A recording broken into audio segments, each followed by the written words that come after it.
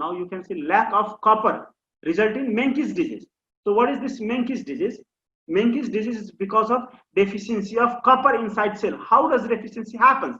Because deficiency happens in the body because of defective absorption of copper in the body. And you know, copper containing enzyme is which enzyme contain copper in collagen synthesis during post-translational modification of collagen? Which enzyme contain copper? Yes, very good. Lysyl oxidase. So lysyl oxidase contain copper, and if copper is deficient, this enzyme will not be active.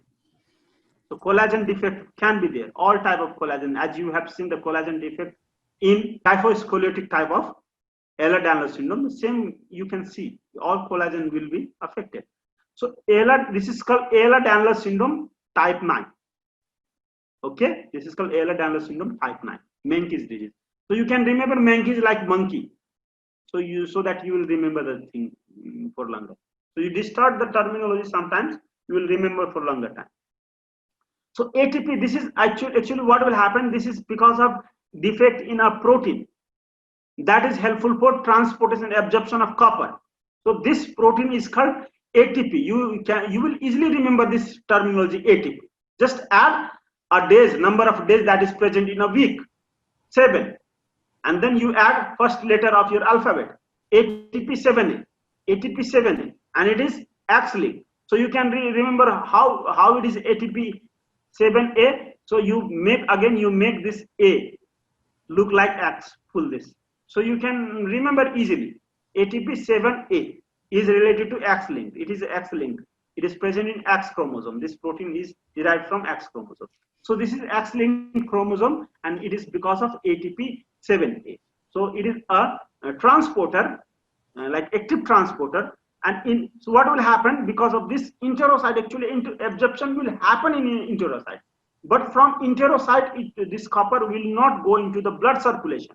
So enterocyte will have very high amount of copper content.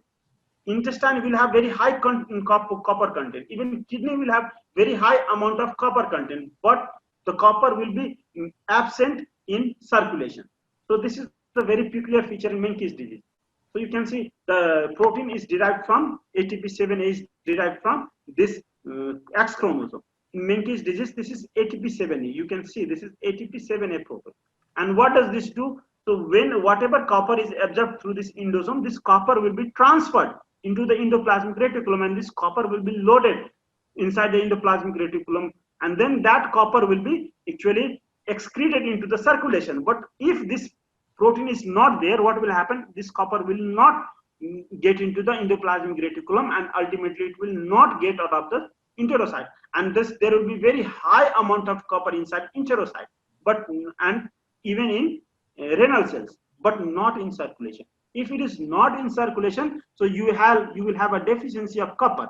So this is nothing but this type of this ATP7A ATPase. This is called ATPase because it utilizes ATP, and 7A is given to protein.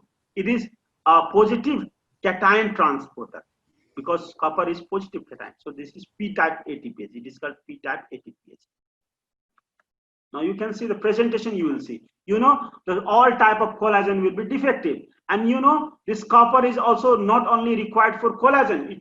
It is required for collagen. It is required for color of skin. How color of skin? Because an enzyme for melanin synthesis, tyrosinase, require copper. This is enzyme for melanin synthesis. Then you will have ceruloplasmin deficiency, and then there will be copper present in cytochrome oxidase. You already have studied complex 4, cytochrome oxidase. Complex 4 has copper. So you can just remember this 4C.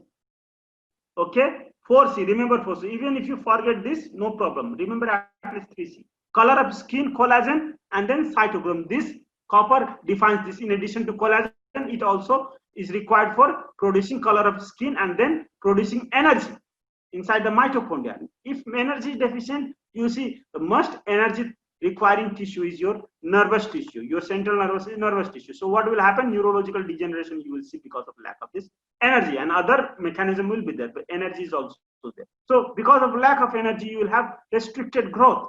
So restricted growth and neurological damage. Abnormal here because of this lack of your color in here, abnormal here. So steel colored here. Brittle bone, osteoporosis because of lack of collagen. So my job is to connect defect with pathogenesis with presentation.